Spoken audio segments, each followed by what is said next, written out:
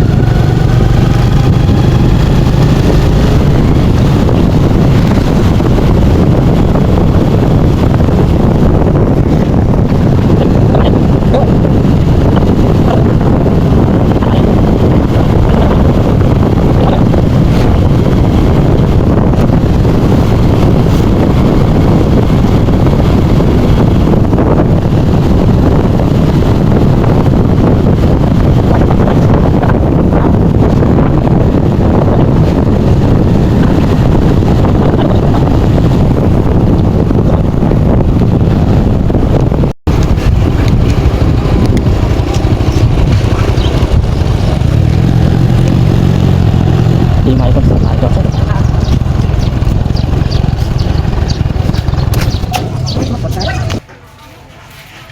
นนี้ก็ตลาดหน้ากระสังไปคนเดียวเขาไปข้างในก็ได้ของกินของอยากของกินเป็ดไก่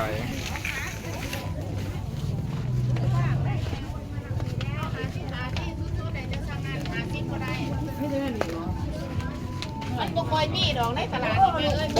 เท่าไหร่นะก่อนหาตรงงามๆก่อนบอกมันกินเสาร์เลย ซื้อยาวเสาก่อน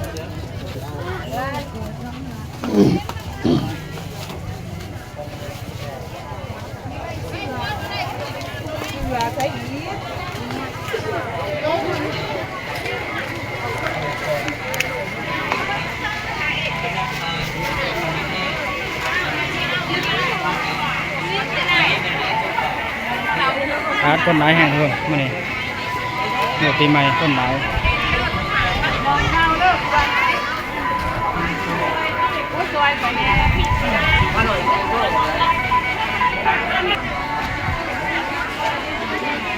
เองมาเมื่อ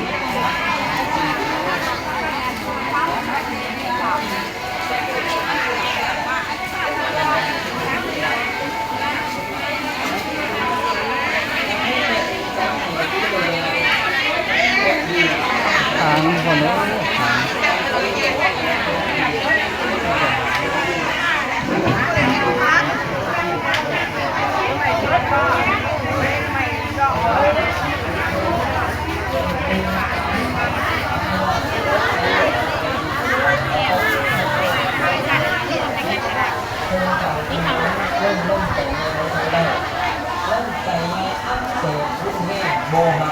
ทางเสียประตองไปอย่าง นี่นะฮะตรงไปที่บ้านเราชีวิต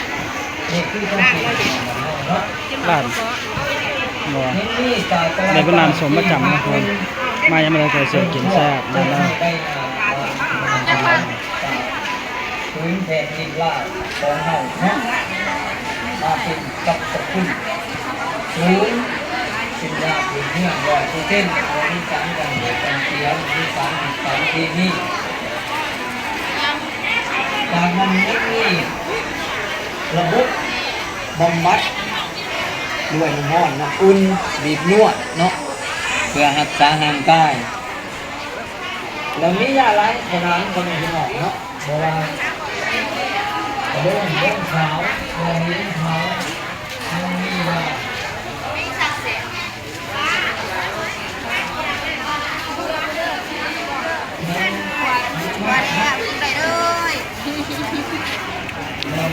จุดจีหัวจุดจีทองยังพันหนึ่ง กล้องละ10จ้าแล้วกล้องละเท่าไหร่10บ่ได้10มันนี่ก็ได้10มัน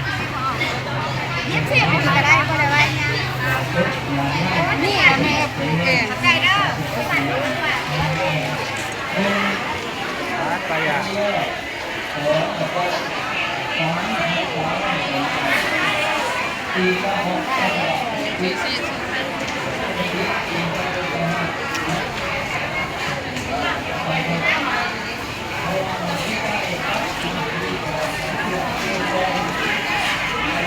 มีเงินช่วยปะ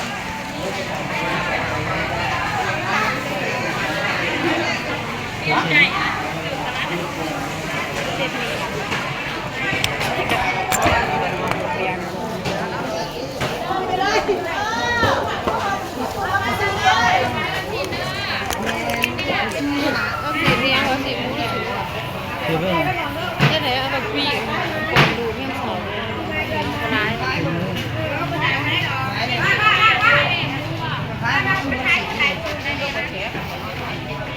ที่ไหนมันหมูโลนะโลเหรอเอาซ้ำโลหรอเอาซ้ำ ถึงลูกถึงลูกกัน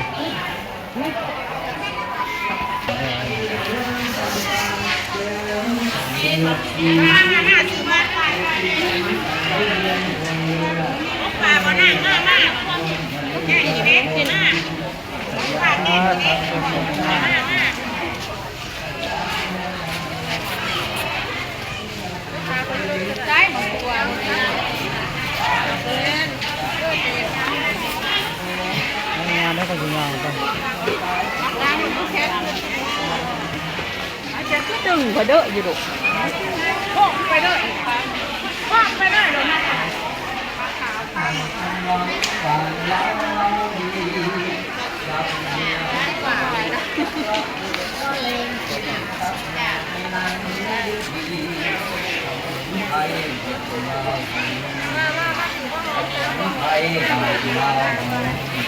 ว่าไรอีนี้คนดีมาแค่ลังอยากเป็นเมืองแสนหันของเราคนสาวกับให้เราที่ยัง